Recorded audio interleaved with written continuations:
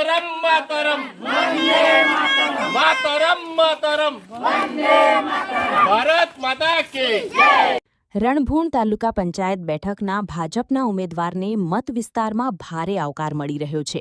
ભાજપના ઉમેદવાર હેમલતાબેન હિતેશભાઈ કોલી ભાજપ સરકારના વિકાસ કાર્યોને લઈને પ્રજા સમક્ષ મત માંગી રહ્યા છે. આજે રણભૂણ ખાતે હેમલતાબેન પોતાના કાર્યકરો સાથે ડોર ટુ ડોર પ્રચારમાં નીકળ્યા હતા, જેમાં હેમલતાબેનને લોકો ખૂબ ઉમળકાભેર આવકારી રહ્યા છે, જેને લઈને તેઓ પોતાની જીતનો આશાવાદ વ્યક્ત કરી રહ્યા છે. મારું નામ હેમલતાબેન હિતેશભાઈ કોલી 17 રણભૂણ તાલુકા પંચાયતમાંથી ઉમેદવારી નોંધાવેલી છે.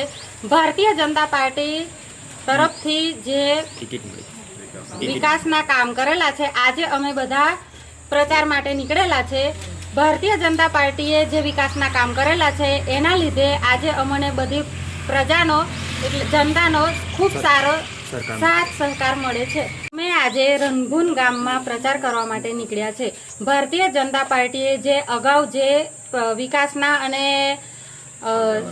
પ્રજાલક્ષી જે કામ કરેલા છે એના લીધે આજે અમને પ્રજા તરફથી સારો એવો સાથ સહકાર મળે છે. એને જોઈને એવું લાગે છે કે જંગી બહુમતથી અમે વિજેતા બનીશું.